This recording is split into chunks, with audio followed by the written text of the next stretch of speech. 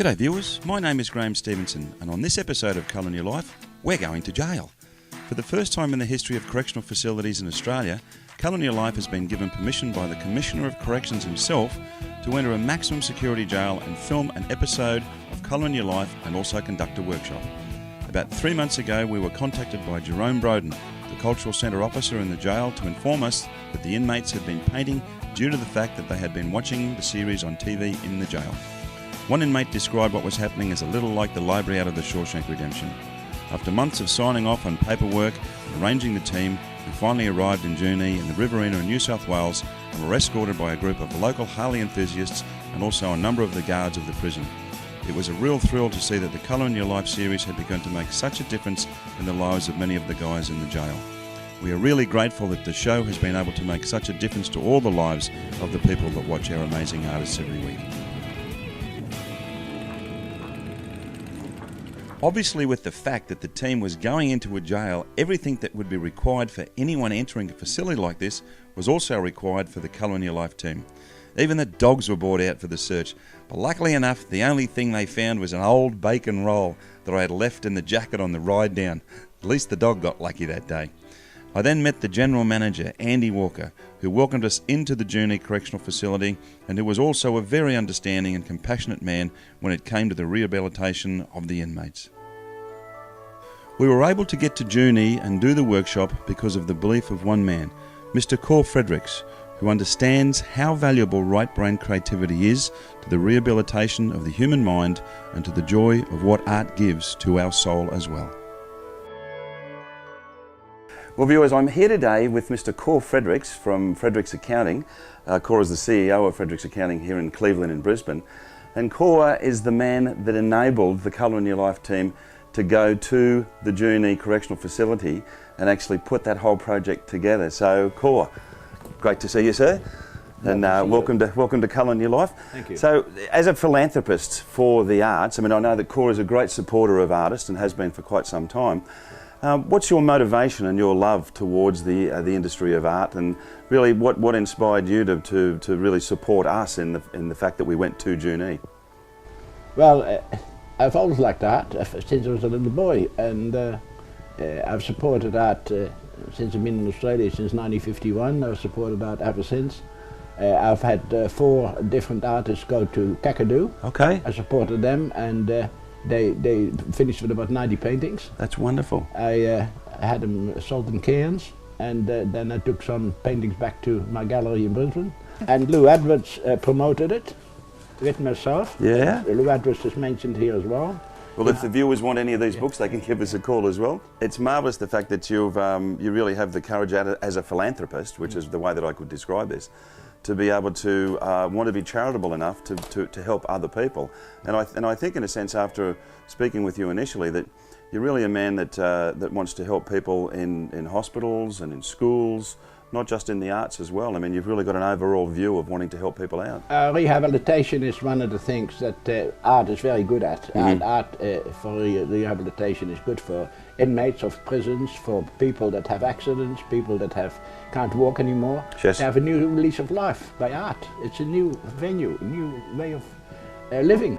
Absolutely, and it's only by people like Cor that Colour in Your Life is able to continue to do what we do as well. I mean, we don't get any government funding by any means, but we're just really grateful, and thank goodness that there are men like Cor Fredericks in the world that enable us and many, many other artists and people in the creative industries to keep doing what they're doing. So we really applaud you, Cor, and thank you very, very much. My pleasure. Thank you. My pleasure. The team was fortunate enough to stay at the chocolate factory in Junee, an old flour factory that had been converted by Neil and Coral Druce. Channel 7 Prime News was there to document the evening and interviewed Neil and myself. The team worked with a number of local celebrities in a paint-off the night before, filming at the jail. Some of the artists involved had never picked up a paintbrush before, so the Colour in Your Life team guided the artists through with some basic techniques. There was music, food and wine, and an hilarious night was had by all. The artists had 2 hours to produce their masterpieces, and the Colour in Your Life team went around to each painting a half an hour before finish to put the final touches on what had been created. An auction was held at the end of the evening, and the paintings that were created were sold off to assist Ronald McDonald House, and over $7,000 was raised that night.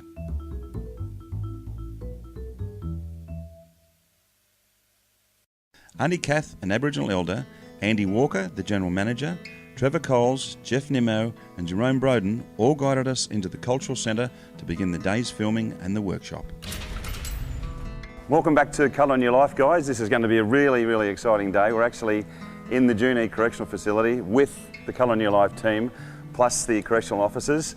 Andy, who's the boss at the Junee Correctional Centre, and Auntie Kath as well, who's one of the traditional landowners here. And actually, Auntie Kath is going to give Colour in Your Life a traditional welcome. So would you like to take that away, please, Auntie Kath? Good morning. My name's Kath Withers and I'm a proud Wiradjuri elder. I'm firstly like to acknowledge and pay my respects to the traditional custodians of this land, the Wiradjuri people. I'd also like to acknowledge and pay my respects to the elders, both past and present. Also extend that respect to all Aboriginal people present here today. It gives me great pleasure to welcome you all to the land of my ancestors, Wiradjuri country. Thank you. Thank you very much. Okay, viewers, well, the first team member that's going to do some stuff with the workshop today is Manny. And Manny's going to go through some acrylic principles with the mediums, plus the paints as well. I think the guys are going to get a lot out of this, so let's go and see what Manny's going to get up to. I'd like to say sincerely from the bottom of my heart that I am truly honoured. I'm very privileged to actually be here. I want this to get to each and every one of you. Let me say that I'm very excited also to be able to share something about which I'm very passionate. Dr. Manny Petravakis joined the team in Junee to help with the workshops. Manny is the owner of the Art Shed in Brisbane, the largest retail outlet for art supplies in the city.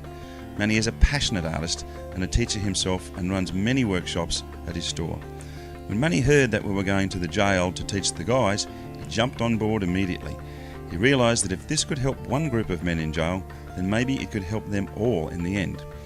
Manny has been a great supporter of the Colour in Your Life series since we began, and Manny's philosophy is that he would rather prescribe creativity instead of medication to help people through their lives. He begins his session by teaching watercolour techniques with acrylics. True to watercolour technique, I thin it a little bit as I go down. If you let watercolour do its own thing, it will kind of paint itself. The secret to getting what you want is to learn how wet the paper is, how loaded your brush is with water and pigment. That way you'll learn how to control the effects. For instance, if you put watercolour paint on dry paper, you get very sharp lines, very like any paint. Whereas if you wet the paper first, like this is wet now, and I put a line of dark pigment on that, it kind of goes blur into the water. So if you want soft edges, that's how you do them. And it does it automatically in watercolour. So I'll show you. So that's wet down here. See how it's kind of softening the edges a little bit? If I did that on dry paper, it's much sharper. So that's one key little exercise to practice. Who knows what a glaze is? Okay, a glaze is just a very diluted, thin layer of colour.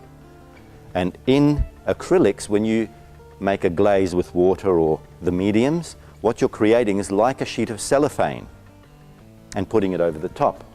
Now I'm thinking, I don't mind that, but I'd like an even redder appearance to the whole painting. So I might make a very thin glaze. I'm just going to do one half first to show you the difference. So you see how I've warmed up this half of the painting? I'm thinking, yeah, that's good, I want that. I can do it to the whole painting. So that's a glaze. And I haven't disrupted the underneath layers too much because they're already dry. Whereas if I did that much rubbing over a watercolour painting, I would mess it up and muddy it up a little bit. So there's an even more warm little landscape. You can go 4 or 5, 6 layers of acrylic glazes and enrich your painting. Now in this sequence, Manny begins to explain how to create an abstract work by starting with some basic pictures. He uses information that he has taken from one of the Australian art review magazines that have been supplied to the jail. He begins initially by using various tonal effects with charcoal, explaining to the men that the tones, even if they are just in shades, are still important in the makeup of the finished piece. He had already prepared a canvas with a basic wash over the top, using the Chroma interactive colours and his drawing, and depending on how detailed you get. I personally think it is always a great idea to prepare a drawing so that you can at least see your tones and source of light before you start. Manny then begins to map out his abstract by using paint directly from the tubes. Once he has his basic structure down, he uses a piece of rag and some titanium white to bring out various areas of the painting. In the end, an abstract piece that is defined and structured and doesn't look too bad for a painting that was done in very little time. There you go, painting finished. 3 cheap colours. The student colours will work just as well as the professional colours with this on just about any surface. It teaches you a hell of a lot about colours because you mix colours, and as you play with them on the canvas, you actually see what you come up with. You know, you mix this colour with, I can see that and I can see that, and you're learning the whole way. It's a ball of fun. I hope maybe one day we can do this again and I can share some more info. I hope it's been enjoyable. I'm sorry you haven't had a chance to have a go. If we have time later, happy to guide you through this again, but I'm pretty sure this sort of a thing you can do yourselves pretty easily. Anyway, I hope that makes a bit of a difference for you fellas. Thank you. Okay, Manny, sensational stuff, bud. All right, viewers, well, this all came about because of 2 gentlemen that really worked very, very hard to put all this together. Jerome Broden on my left and Paul Evans. Paul's actually one of the inmates at the Junee Correctional Centre, and Jerome is the head of the cultural centre at the facility. Jerome contacted me about 3 months ago and actually told me what was going on down here, and Paul basically said that the Colour in Your Life series had been on and that the guys in the jail had started to paint because of the series. It's a little bit like the library out of the Shawshank Redemption. Jerome, how has this affected the officers and also the inmates in the facility? I think it's been very, very positive with the way programs and operational staff have been working together, as well with involving the community and with the inmates. The other night we mentioned it's not about what they're in for, it's about what they're doing today. Mm-hmm. And I think that's the whole idea about with what we're trying to do in the Cultural Centre and with the art workshop. Absolutely. It's about preparing the guys for the outside world and obviously giving them a creative reason to move forward with their lives. So Paul, what effect on a personal behalf and also for the inmates has this had on the guys in conjunction with the relationship with the officers, and also has it given a greater sense of integrity to the guys by looking at the show and then creating art themselves? Well, personally, I've certainly felt that I had a creative side somewhere, and now I've had the opportunity to express that, and very happily so. And I think just looking around, you'll see that we've all become pretty well creative. Let's say we've created a lot of very fine things that we find enjoyment from. Okay. And I think that's also helped the staff to realise that we do have another side to us, and we then have seen that the staff have another side to them, because they do very often express their appreciation, as do visitors who come to the place as well. It's been wonderful, and I can see the reaction to the guys that we're with today. And we'll go back now and actually have a look at what some of the guys are doing. It was a bit like Christmas when the inmates got the chance to put some paint on their palettes. Obviously, not having huge access to materials, the large pots of chroma paint were scooped up with their plastic spoons with great gusto and enthusiasm. It's amazing as such a simple thing as mixing a palette of paint has enabled these men to get to know each other and themselves a little better. Okay, viewers, well, the next part of our workshop at the Junee Correctional Centre is actually going to be with Mealie, and Mealie's going to show the guys some of her techniques using acrylics and obviously her surrealist aspect to how she designs her painting. So, fire away. Firstly, I just wanted to say when I walked in here, it was just amazing. When we walked in, I noticed the big welcome 3D artwork the men had created at the entrance to the hall, which is very similar to the chalk pavement art that I do around the country. What I decided to show the inmates on that day was how to go about the process of painting a canvas, from sketching ideas, painting backgrounds, applying the design to the canvas, then building the layers of acrylics to complete the artworks. I talked about experimenting with different elements and colours that personally connected with them, and how they could go about constructing an idea for their art, being able to freely express the way it develops without constraining or feeling doubtful about their abilities, being open to learning from other artists and not being afraid to try different techniques is a wonderful way of finding your own talents and becoming a confident artist. It was so exciting to see the enthusiasm and joy within the room. I hope this class can inspire the guys to practice their skills and create artworks that will not only build their confidence, but show others what they can give back to the community.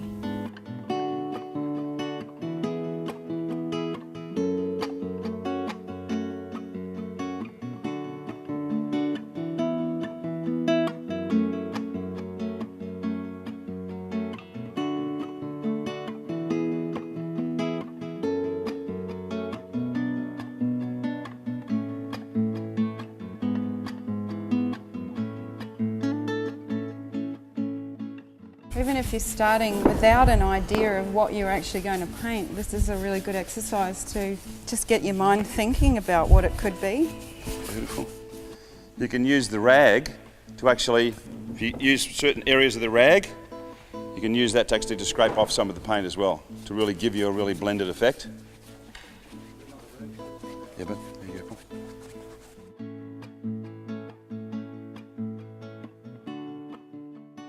Oh, this is just one that Gary's done. I can actually see some scenes that you could actually put into this.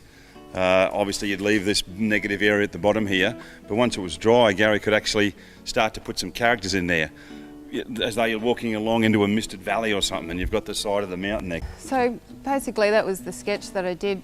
You can see, I've put in sort of my shaded areas, how it's black and white at this stage. I hadn't really thought about what colours that I'd use, but I'd like it to work with the background that I've got, and obviously I have, like in these ones, I have very, very similar colours, but then I like to throw in a colour that's basically much brighter and contrasting. So if I can just sort of show you, the white lines are really good to sketch with. I don't know if you have access to the white pencils. The paint's just going to go straight over the top of it anyway, so it's really just a guide. Graeme Paints kindly donated all of the paint that was used and also sent spray bottles and information to the inmates on the use of their interactive acrylic colours. Create Art in Yamundi, Queensland also sent down 80 artist quality canvases for the guys to work on, and Australian Art Review made available a number of their art magazines for the men to study other art forms while they are in the jail. There were many, many more inmates that wanted to take part in the workshop, but only 25 of them were chosen to be a part of the special day of education and creativity with a Colour in Your Life team. And another thing, with my chalk art that I used to do, or still do, with on the pavement, the oil in the fingers is actually really good with chalk, and it seems to be the only thing that works as well as it does on the pavement, on the concrete, because most of the time I'm doing it on the pavement, and it's an artwork that doesn't last. Basically the rain and the elements will wash it away within a week, so it's not permanent. But I've tried using rubbers and gloves and paintbrushes, but the oil in the fingers is actually really good for blending chalk. All right, viewers, what we're going to do now is we're going to get the boys to down their paints. One thing that was requested of me by a few of the guys in here, Don and Paul, is that they saw the Joseph Bugvich show, and they were quite interested to see how Joseph actually does those watercolours.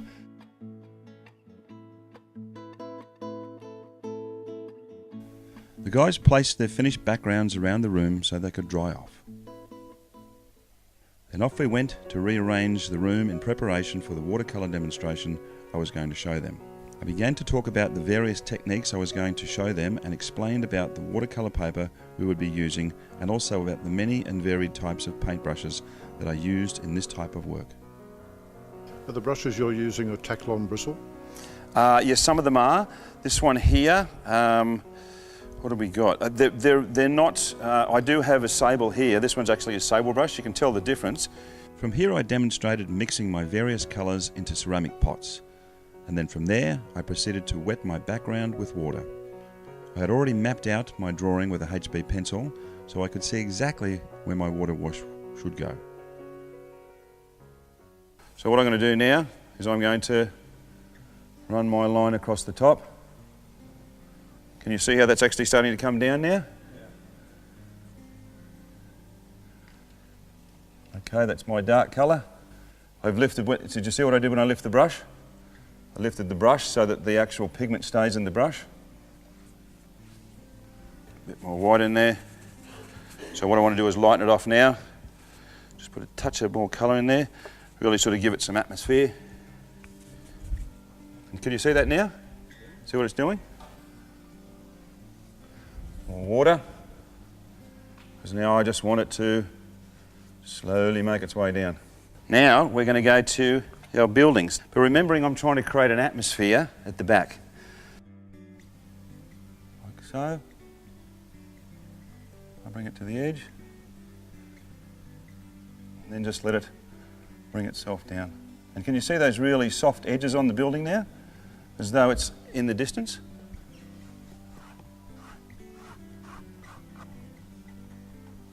Skyscraper. Now from here, after putting down the building wash, I use the back of my fingernail to push the paint aside and slightly scour the wet paper. Next, the rest of the background while the paper remains wet. I picked up my various colours, remembering that I had mixed a few washes in my palette tray beforehand. Using the brush more aggressively, I apply a darker shade of colour as the perspective of the colour comes forward as well. The guys were incredibly engrossed with the techniques that I was showing them that day. Once again, using a much more aggressive technique, I laid down the paint with washes that had been more loaded than previously. Allowing the paper to dry slightly, I then went back and completed the left side of my skyline and then proceeded to block in around my tram and motor vehicles.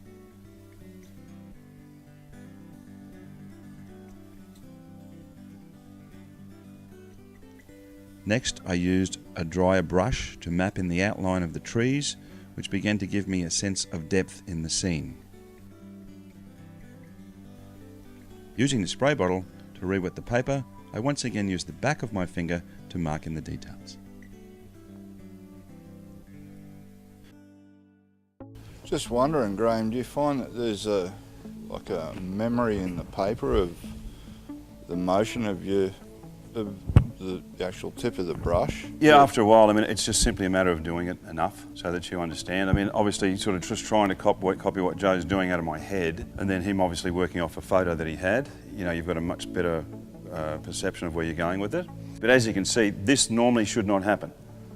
If the angle is actually correct, you wouldn't actually have these lines coming down. That bead would have actually stopped right about there. It's just an impression that I'm trying to make in many senses. This is not about getting a really detailed, you've seen some of those pictures in my book of watercolours that are really, really detailed. Whereas this one here, I'm pretty well using this many of the same sort of colours to get the effect I want.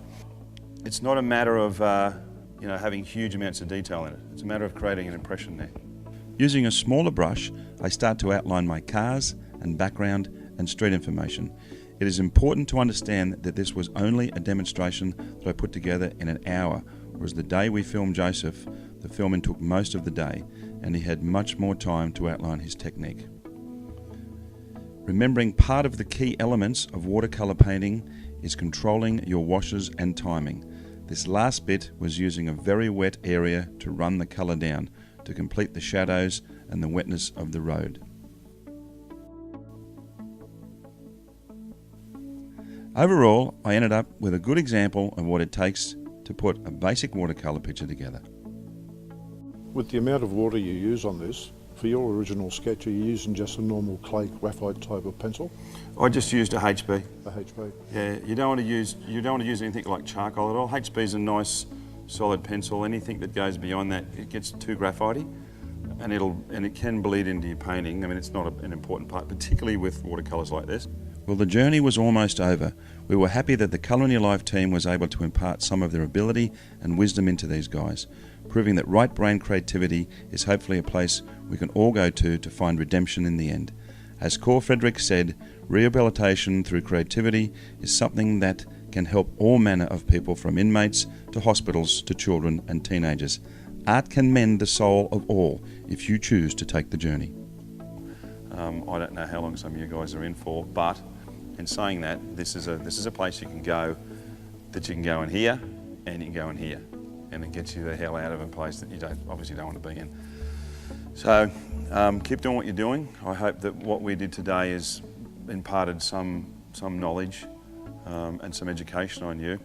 I always say to people, which is what's been said to me in my life, if somebody says, can I do anything for you? I always say, when you get the chance, make sure you do it for somebody else. If you can pass on the knowledge and the day and the idea of what it represents to you to somebody else, that means you'll have achieved something in your life. So, but thanks guys, I applaud you.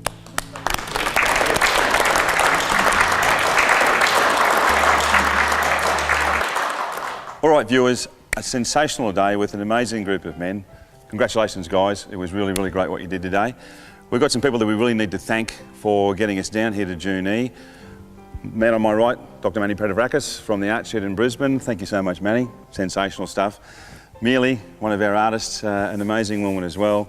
Joe Fredericks, obviously Paul, the magnificent Sophia Stacey that's behind the camera right now. We love you, Soph, you've done a great job. I also want to thank Graeme for sending us the paints. They have always been behind us, just a great team of people. Also Create Art that sent down the canvases for the guys as well. Australian Art Review, the magazine, for being on board with us also. I'd also like to thank Jerome Broden, the man to my left right here. Now Jerome was the gentleman that put all of this together, got it all organised. This is a first. It's never been done in a correctional facility throughout Australia, and we hope there's many, many more to come. And last but not least, I would love to thank the man that actually got us down here, which is Mr. Cor Fredericks. If it wasn't for the belief that Cor had in changing people's lives because of the right thing and putting his money where his mouth is, thank you so much, Cor. You're a gentleman and a champion. But we're going to leave it at that. We've had a great time down here. We're going to start to head back north again. And there's one thing that we've got to say before we go, and that is remember... Make sure you put the We'll see you next time, guys. Bye.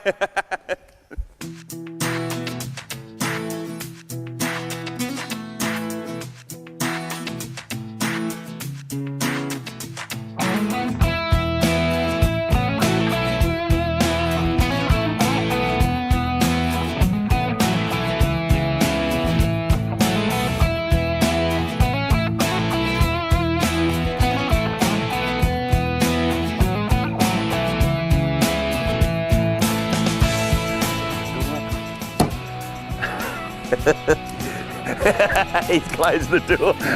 No, he's supposed to open the door, Jeff.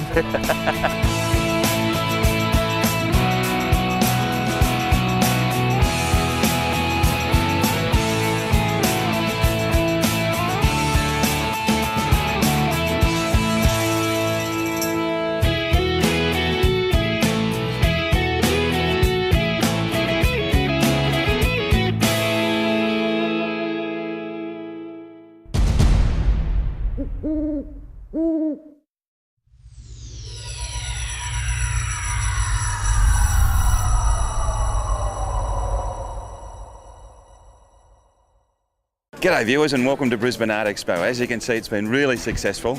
Now remember, we're off to Sydney on September the 21st to the 23rd.